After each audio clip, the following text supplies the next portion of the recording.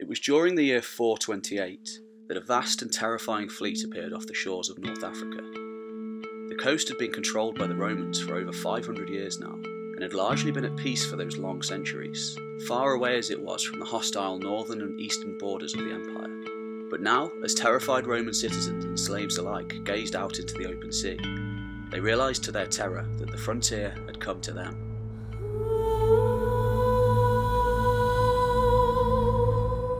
Tens of thousands of battle-hardened and desperate Germanic warriors from beyond the borders of the empire manned the vessels, yet they were accompanied by their families, women, children, livestock, and all manner of other goods and equipment. It was clear from the start that this was no mere invasion force. It was an entire nation on the move, fleeing deep into Roman territory from stronger, more dangerous foes from beyond the frontier to the east, and more than happy to claim any Roman territory that they could conquer along the way. If the contemporary sources are to be believed, as many as 80,000 men, women and children crossed over from Spain that year, led by their new king, Geiseric,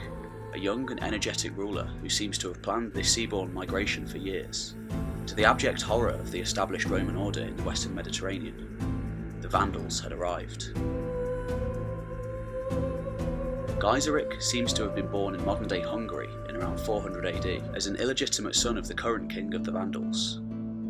The Vandals themselves had likely lived in Central Europe for many years prior to this. They were just one of a vast multitude of Germanic tribes who had poured over the frontier into the Roman Empire during this time, most of whom had been in turn pushed westwards by a mass population displacement caused by the Hunnic invasions, a nomadic steppe people generally seen as a far more terrifying enemy than the Romans. In 406, the entirety of the Vandal nation, accompanied by large numbers of fleeing Alans, Suebi, Burgundians and numerous other tribes, fatefully crossed over the Rhine in an event often seen as one of the final nails in the coffin of the Western Roman Empire, whose army was far away to the south at the time, in Italy facing Alaric and his Visigoths, who had already crossed over the Rhine some years before, leaving havoc in their wake. Just a small force of auxiliaries contested the crossing, although they did manage to kill King Godigisel during the fighting. It was too little too late, however, and the vast majority of the Vandal people had already crossed over the river into the fertile and rich heartland of the empire.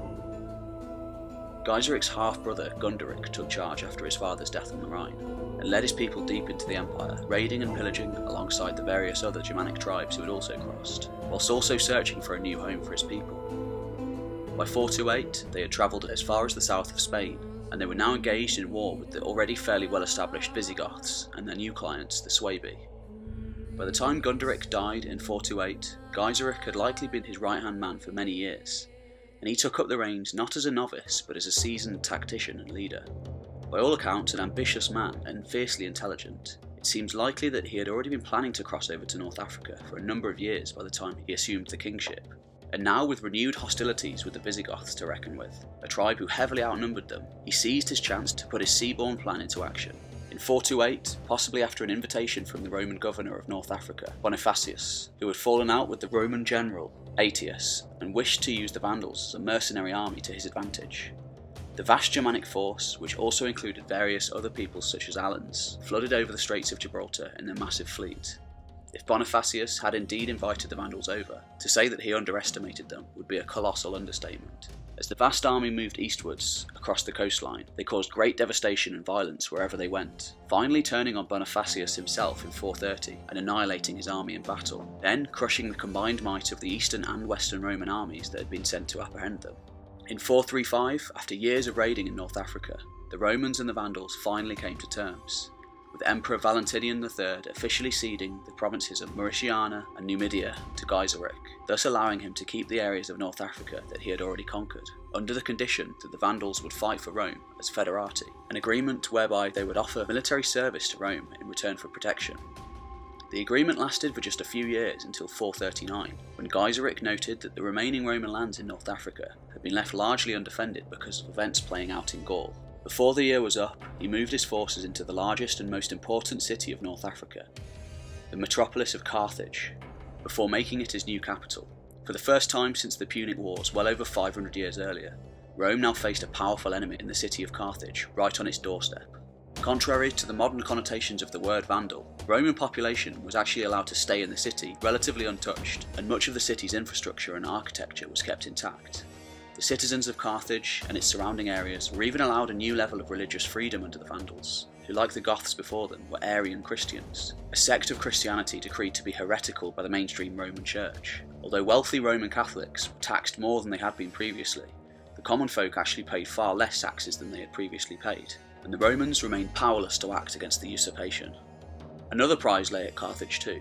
the majority of the navy of the Western Empire, which bolstered Geiseric's own fleet, turning the Vandals overnight into the greatest threat to Roman maritime supremacy since the Carthaginians over 5 centuries before. Geiseric then proceeded to capture Sicily, Sardinia, Corsica and the Balearic Islands, while strengthening his defences and his fleet until Rome finally recognised the Vandal kingdom as an independent country in 442. For the next 30 years, Geiseric and his fleet raided all over the Mediterranean at will, living as pirates and raiders and taking their newfound wealth back to Carthage, which became a vast powerhouse and a centre of Arian Christianity. By 455, in possibly the greatest feat of his rule, Geiseric arrived outside the Eternal City of Rome with his army. Valentinian III had just been murdered and usurped as emperor by Petronius Maximus, and because of this, Geiseric likely didn't see his peace treaty with Valentinian as valid anymore. To the Vandal king's credit, Pope Leo I begged him not to destroy the city or murder its inhabitants,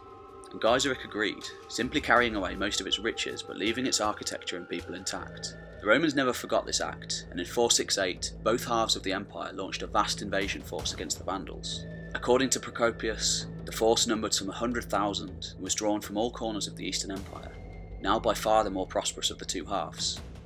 Several massive sea battles ensued, with the Vandals losing as many as 340 ships in the first encounter, yet succeeding in destroying as many as 600 Roman ships in the second. The Romans called off the campaign, and Geiseric remained the master of the Western Mediterranean until his death in 477, ruling from modern-day Algeria all the way to Libya.